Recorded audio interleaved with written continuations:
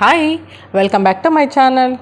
ಇವತ್ತು ಒಂದು ಈಸಿಯಾಗಿ ಟೇಸ್ಟಿಯಾಗಿ ಒಂದು 20 ನಿಮಿಷದೊಳಗಡೆ ಮಾಡ್ಕೊಳ್ಳೋ ಅಂಥ ಒಂದು ಚಿಕನ್ ಡ್ರೈ ಗ್ರೇವಿ ಏನಾದರೂ ಅಂದ್ಕೋಬೋದು ಒಂದು ರೆಸಿಪಿ ತೋರಿಸ್ತಾ ಇದ್ದೀನಿ. ಏನೇನು ಬೇಕು ಅದನ್ನೆಲ್ಲ ಸ್ಲೈಸ್ ಮಾಡಿ ಎತ್ತಿಟ್ಕೋತಾ ಇದ್ದೀನಿ. ಬನ್ನಿ ವಿಡಿಯೋ ಸ್ಟಾರ್ಟ್ ಮಾಡ್ಕೊಳ್ಳೋಣ.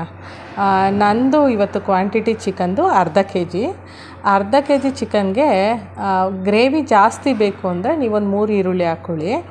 ಇಲ್ಲ ನಂಗೆ ಡ್ರೈ ಥರ ಬೇಕು ಅಂದರೆ ಒಂದು 2 ಸಾಕು. ಈ ರೆಸಿಪಿ ಮಾಡೋಕ್ಕೆ ಏನೇನು ಬೇಕು ಅಂತ ನೋಡೋಣ ಬನ್ನಿ.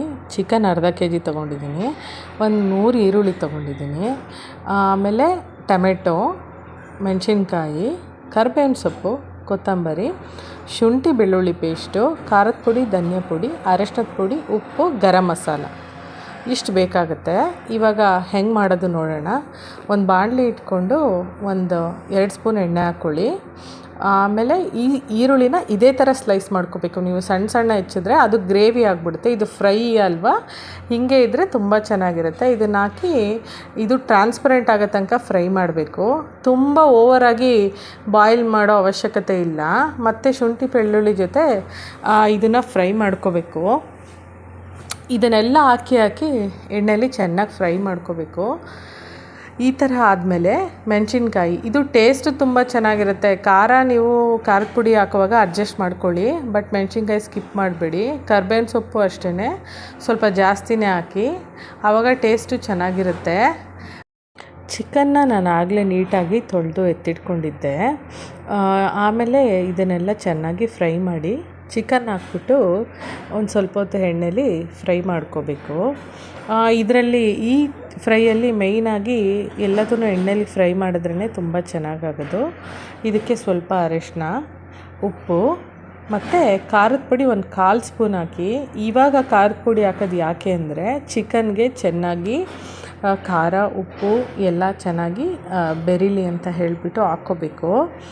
ನಾವು ಲಾಸ್ಟಲ್ಲಿ ನಮಗೆ ಎಷ್ಟು ಖಾರ ಬೇಕು ಅಂತ ನೋಡ್ಕೊಂಡು ಹಾಕ್ಕೊಳ್ಳೋದು. ನಾನು ಟೊಮೆಟೊ 1 ಹಾಕ್ಕೊಂಡಿದ್ದೀನಿ. ಇದು ಗ್ರೇವಿ ಆದರೆ ನೀವು ಇನ್ನೊಂದು ಹಾಕ್ಕೊಳ್ಳಿ. ನಾನು ಜಸ್ಟ್ ಇದನ್ನು ಫ್ರೈ ಮಾಡ್ಕೊತಾ ಇದ್ದೀನಿ. ಅದಕ್ಕೋಸ್ಕರ ನನಗೆ ಒಂದೇ ಟೊಮೆಟೊ ಸಾಕು. ಟೊಮೆಟೊನೂ ಸ್ವಲ್ಪ ಎಣ್ಣೆಲಿ ಚೆನ್ನಾಗಿ ಫ್ರೈ ಮಾಡಿ ಒಂದು ತಟ್ಟೆ ಮುಚ್ಚಿಬಿಟ್ಟು ಒಂದು ಸ್ವಲ್ಪ ಹೊತ್ತು ಬಿಟ್ಟು ಅದನ್ನು ನೋಡ್ತಾ ಇರಬೇಕು ಎಲ್ಲಿ ತಳ ಹಿಡಿದ್ಬಿಡುತ್ತೆ ಅಂತ. ಯಾಕೆಂದರೆ ನಾವು ಇದಕ್ಕೆ ಎಕ್ಸ್ಟ್ರಾ ನೀರು ಹಾಕೋ ಅವಶ್ಯಕತೆ ಇಲ್ಲ.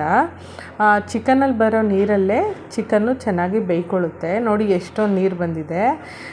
ಎವ್ರಿ ಒಂದು 5 ಮಿನಿಟ್ಸ್ಗೆ ನೋಡ್ತಾ ಇರಬೇಕು ಹೆಂಗಾಗಿದೆ ಅಂತ ನೋಡಿ ಅದನ್ನು ಒಂದು ಸಲ ಮಿಕ್ಸ್ ಮಾಡಿ ತಟ್ಟೆ ಮುಚ್ಚಿ ಬೇಯಿಸ್ತಾ ಇರಬೇಕು. ಲಾಸ್ಟಲ್ಲಿ ಚಿಕನೆಲ್ಲ ಚೆನ್ನಾಗಿ ಬೆಂದಾದ್ಮೇಲೆ ಎಣ್ಣೆ ಬಿಟ್ಕೊಳ್ಳುತ್ತೆ. ನಾವು ಒಂದು ಪೀಸ್ ಚಿಕನ್ ಎತ್ಬಿಟ್ಟು ನೋಡಿ ಬೆಂದಮೇಲೆ ಸ್ವಲ್ಪ ಖಾರದ ಪುಡಿ, ಸ್ವಲ್ಪ ಧನಿಯಾ ಪುಡಿ ಖಾರದ ಪುಡಿಗಿನ ಅರ್ಧ ಹಾಕ್ಕೊಳ್ಳಿ.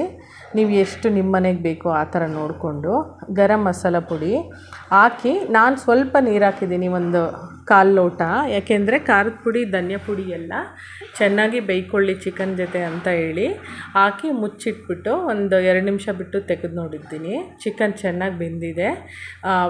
ಎಲ್ಲ ಹಾಕಿರೋ ಮಸಾಲೆಗಳು ಎಲ್ಲ ಚೆನ್ನಾಗಿ ಬೆಂದಿದೆ. ತುಂಬ ಚೆನ್ನಾಗಿ ಚಿಕನ್ ಫ್ರೈ ರೆಡಿಯಾಗಿತ್ತು. ಗ್ರೇವಿ ಫ್ರೈ ನೀವೇನಾದರೂ ಹೇಳ್ಬೋದು.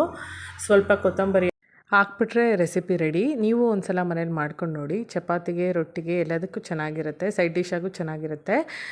ವಿಡಿಯೋ ನೋಡಿದ್ದಕ್ಕೆ ಥ್ಯಾಂಕ್ ಯು. ಸಬ್ಸ್ಕ್ರೈಬ್ ಮಾಡ್ಕೊಳ್ಳಿ. ನಂಗೆ ಇನ್ನೂ ಒಳ್ಳೆ ವಿಡಿಯೋ ಮಾಡೋಕ್ಕೆ ಮೋಟಿವೇಶನ್ ಸಿಗುತ್ತೆ. Thank you for watching.